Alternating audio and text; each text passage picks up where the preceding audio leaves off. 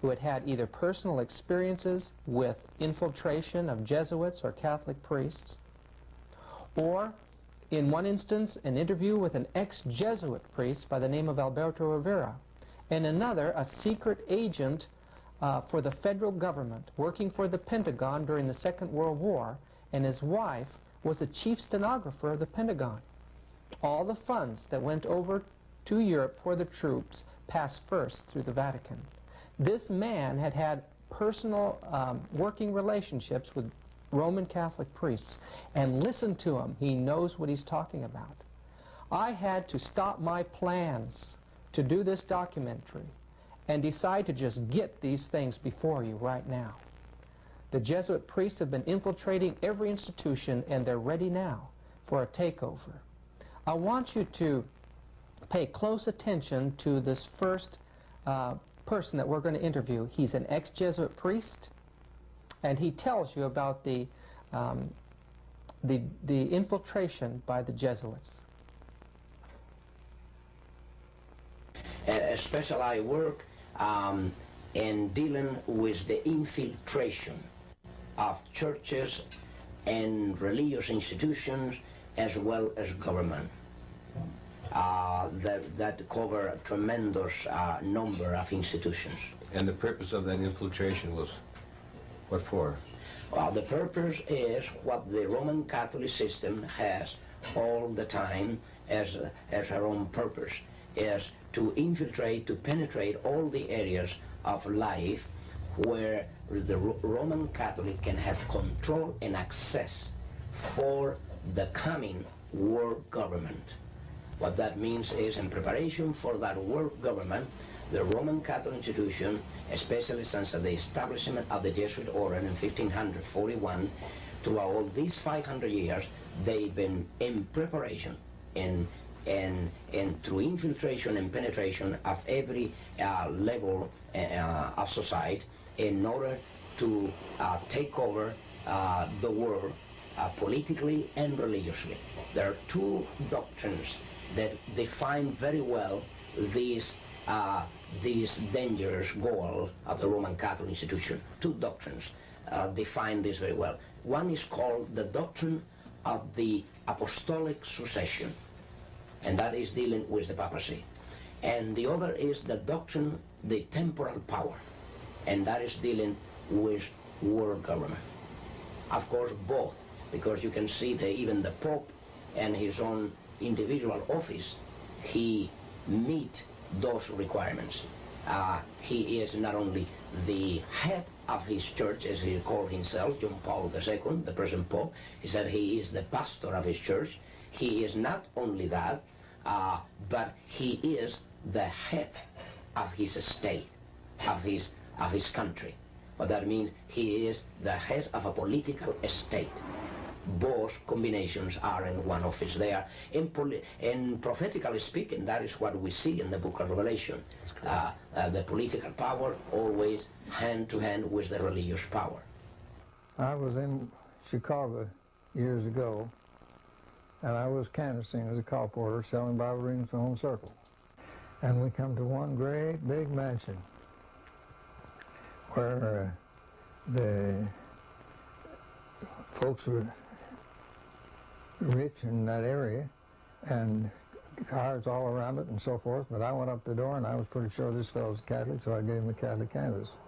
And he invited me in, and then as soon as he got in, he turned the key in the door, and I said, wait a minute, what am I getting into?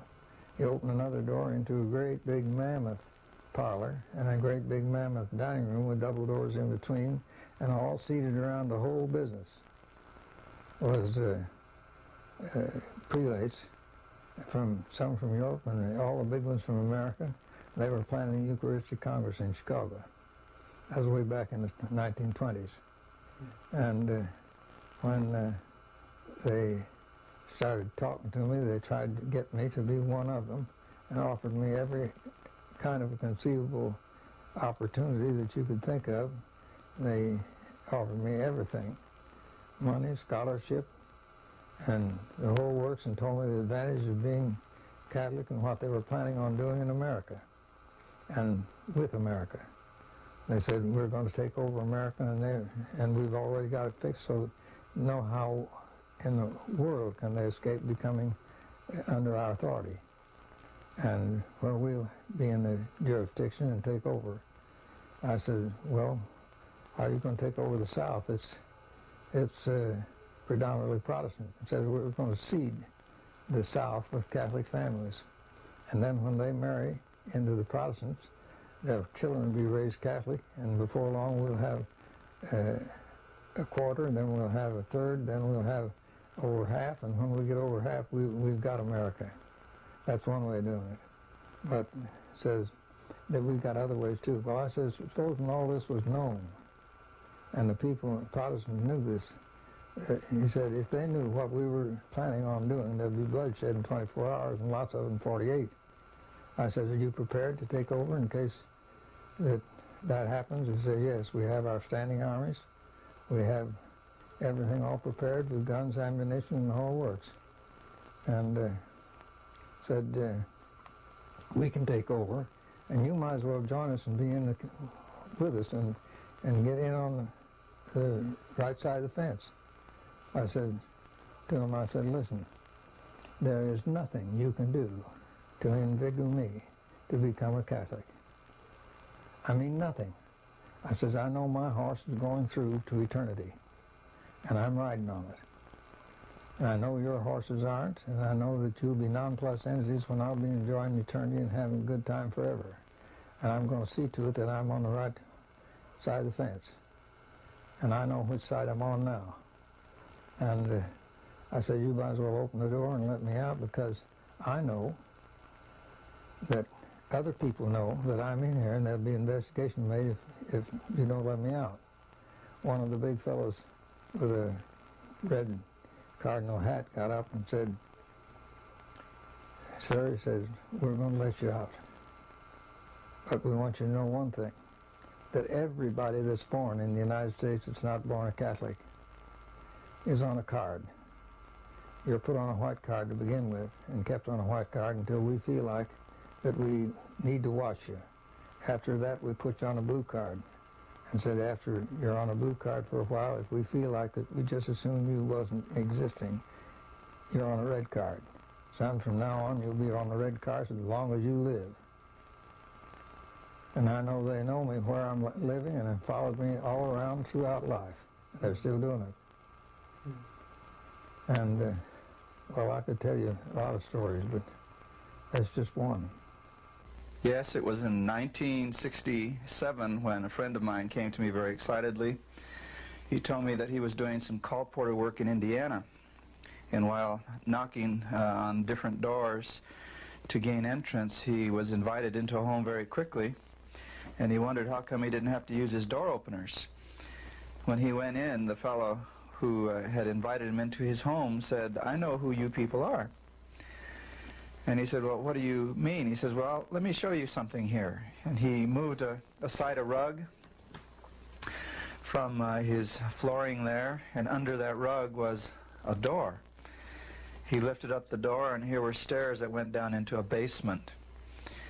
And he said, I would like to show you something. So they went down into the basement, and this individual whose home he was in showed him just many files. And as he was looking at these files, he wondered what it meant. He says, well, he says, we know who you are, and I would like to ask you a question. Name me a name of somebody who belongs to your church.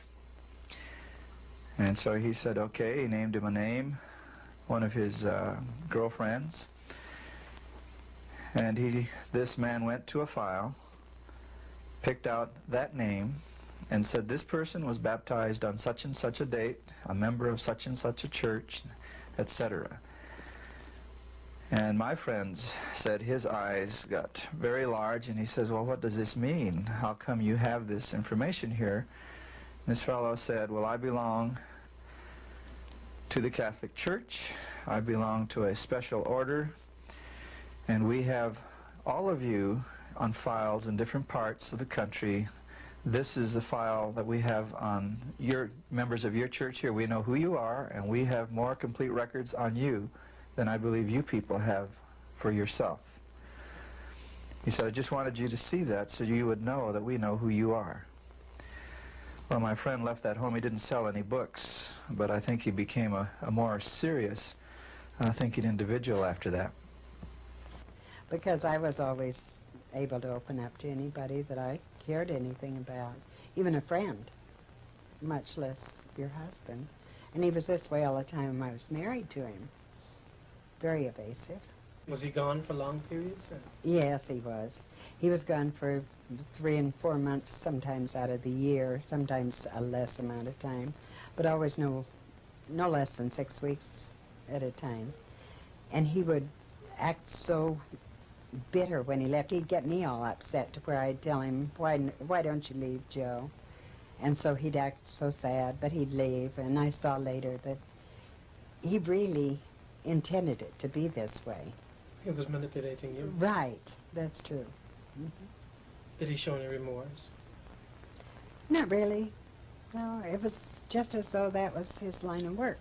Very dear neighbors that lived across the street from me. And they knew my husband, and they had known us for years.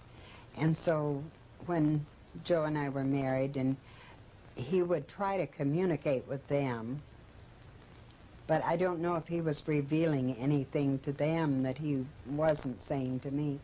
But these folks told me, they were first to tell me that Joe, in fact, was a priest. Many of my friends questioned Joe in their own minds, not to his face, but they thought he was a very strange person.